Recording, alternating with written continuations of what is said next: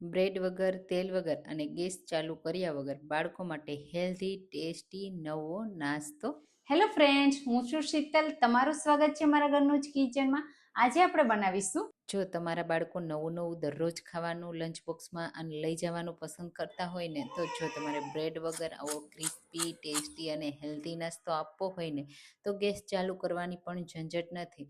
માત્ર બેટર બનાવી તમે આ નાસ્તો એકદમ ઝડપથી ઇન્સ્ટન્ટ બનાવી શકો છો અને બાળકોને હેલ્ધી પણ ખવડાવી શકો છો. જો બાળકોને સેન્ડવિચ ખાવી પસંદ હોય ને, તો આ નાસ્તો ચોક્કસથી પસંદ આવશે. તો ચાલો બનાવીએ. એના માટે આપણે એક મકાઈ લેશું. હું આજે મકાઈમાંથી બનાવું છું અને મકાઈને આ રીતે વચ્ચેથી તોડી અને એના દાણા અલગ કરી લેશું. તો આખા દાણા આ રીતે નીકળશે. તમે ડાયરેક્ટ નાઇફથી કટ કરશો ને, તો એ દાણા તૂટી જશે. તો હું આ રીતે આખા મકાઈના દાણા અલગ કરી લઈશ પહેલાં, અને પછી આપણે આમાંથી સેન્ડવિચ બનાવીશું. તો ઘણા બધા વેજીટેબલનો યુઝ કરી તમે આ સેન્ડવિચને બનાવી શકો છો. આ રીતે તમે જુઓ, આખી મકાઈમાંથી બધા દાણા અલગ કર્યા. થોડા દાણા આપણે આ રીતે અલગ રાખી દઈશું અને બાકીના દાણા છે ને, એની આપણે પેસ્ટ તૈયાર કરવાની છે. તો એને મિક્સર જારમાં એડ કરી દઈશું. તો તમે આવી મકાઈની સેન્ડવિચ ક્યારે બનાવી છે કે નહીં, મને કમેન્ટમાં કહેજો. અને મારી રેસીપી તમે કઈ સિટીમાંથી જુઓ છો ને, એ પણ મને કહેવાનું ભૂલતા નહીં. હવે આપણે એમાં 2 લીલા મરચાં અને 1 ટુકડો આદુનો એડ કરી પાણી એડ કર્યા વગર આ પેસ્ટ તૈયાર કરી લઈશું. જેટલી બને ને એટલી ફાઇન કરવાની આ રીતે. હવે આ સેન્ડવિચ બનાવવા માટે આપણે 1 કપ ઝીણો રવો, તો અહીંયા તમારી પાસે જો સૂજી હોય ને, તો એ પણ લઈ શકાય. 1/4 કપ બેસન એડ કરીશું અને સાથે મકાઈની પેસ્ટ એડ કરીશું. તો આ સેન્ડવિચમાં આપણે કોઈ હળદર પાવડર એડ નથી કરવાના, પણ એનો કલર બહુ સરસ એવો આવશે. થોડું આપણે મિક્સર જારમાં પણ પાણી એડ કરી દીધું અને ફરીથી આ રીતે મિક્સ કરી દઈશું. હવે અહીંયા પહેલાં આપણે મિક્સ કરી લેશું અને જેટલું જરૂર લાગશે ને એટલું આપણે પાણી એડ કરીશું. તો રવો કેટલો પાણી એબ્ઝોર્બ કરે ને એના ઉપર ડિપેન્ડ કરશે. પણ તમારે આ બેટર બનાવતી વખતે એ ખાસ ધ્યાન રાખવાનું, બેટરને બહુ પતલું નહીં કરવાનું. જો બેટર બહુ પતલું થઈ જશે ને, તો સેન્ડવિચને કૂક થતાં પણ વાર લાગશે અને પ્રોપર તમારે જેવો શેપ આપવો હશે ને, તેવો પરફેક્ટ શેપ નહીં આવે. તો માત્ર જરૂર લાગે ને એટલું જ પાણી એડ કરવાનું. આ રીતે થીક બેટર રાખવાનું છે. તમે જુઓ, આ રીતે સ્મૂથ બેટર તૈયાર થઈ ગયું છે. આટલું બેટર બનાવવામાં આપણે 1/4 કપ પાણીની જરૂર પડી છે. 10 મિનિટ ઢાંકી બેટરને રહેવા દેશું. પછી એમાં મનગમતા શાકભાજીમાં હું અહીંયા 1/4 કપ ઝીણું કટ કરેલું કેપ્સિકમ, તૈયાર કરેલા મકાઈના દાણા, 1/4 કપ જેટલું ગાજર અને 1/4 કપ ડુંગળી એડ કરું છું. મારી પાસે થોડા લીલા ધાણા છે, તો એ પણ એડ કરું છું. સાથે મસાલામાં થોડો પીઝા સિઝનિંગ અને આપણે એમાં અડધી ટીસ્પૂન મરી પાવડર, અડધી ટીસ્પૂન ચીલી ફ્લેક્સ એડ કરીશું. સ્વાદ પ્રમાણે મીઠું એડ કરી દઈશું અને સાથે એમાં લીંબુનો રસ પણ એડ કરીશું, કારણ કે મેં અહીંયા દહીં એડ નથી કર્યું. જો તમે દહીં એડ કરવાના હોય ને, તો તમારે લીંબુનો રસ એડ નહીં કરવો પડે. અને મેં અહીંયા બધા મસાલા અલગ એડ કર્યા છે. તમે સિમ્પલ ઘરના લાલ મરચું પાવડર, ધાણા જીરા પાવડર એડ કરીને પણ આ સેન્ડવિચ બનાવી શકો છો. પણ અલગ મસાલા હશે ને, તો બાળકોને ખૂબ પસંદ આવશે અને સાથે તમને બજારની સેન્ડવિચ હોય ને એવો ટેસ્ટ પણ આવશે. તો અહીંયા મને થોડું બેટર થીક લાગે છે, એટલે હું ફરીથી થોડું 2 ટેબલ સ્પૂન જેટલું પાણી એડ કરું છું. મિક્સ કરી દેશું. તમે જુઓ, બેટર તો આમ તો થીક જ રાખવાનું છે. ચમચીથી નીચે પાડીએ અને આપણે થીક લાગે ને, બસ એવું બેટર હોવું જોઈએ. આ રીતે બધું મિક્સ કરી દીધું.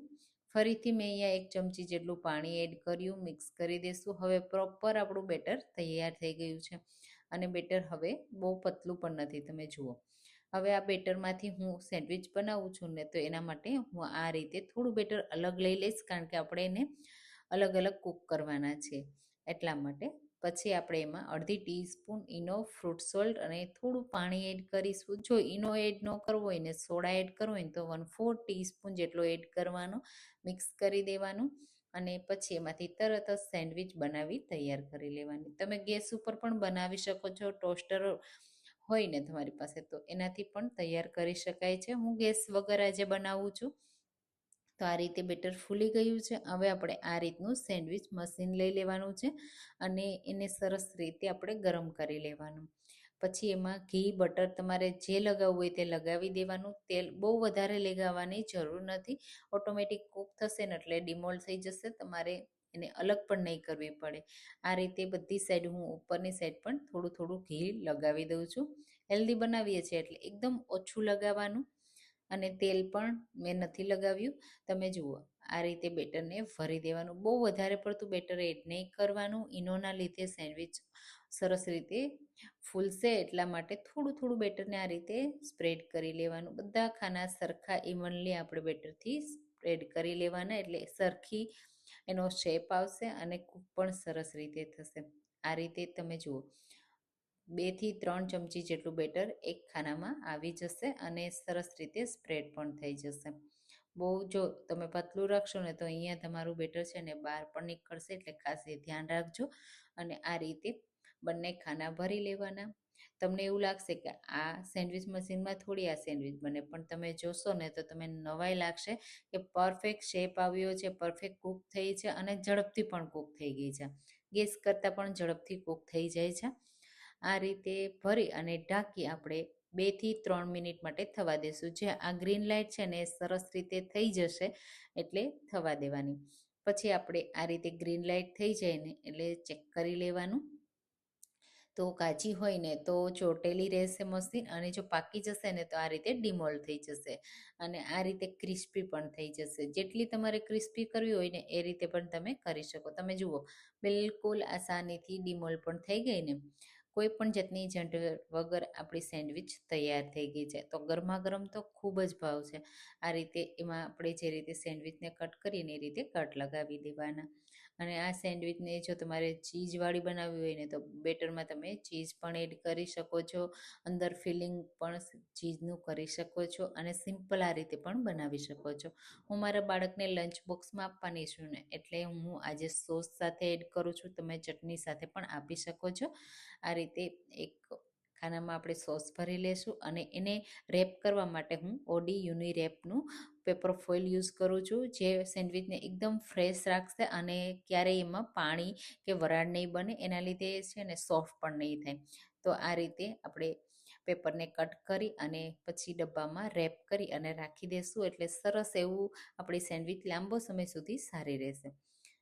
તો તમે જુઓ આ રીતે તમારે કેટલું લંચ બોક્સ છે ને એ રીતે તમારે કટિંગ કરી લેવાનું. બસ પછી આ રીતે સેન્ડવિચ ગોઠવી દેવાની. મારા બાળકને આ સેન્ડવિચ ખૂબ પસંદ આવે છે, તો હું આ રીતે જરૂરથી બનાવીને આપું છું. વારંવાર ઘણીવાર મેં બનાવી છે, તમારી સાથે રેસીપી શેર કરી. તો બાળકનું લંચ બોક્સ રેડી થઈ ગયું.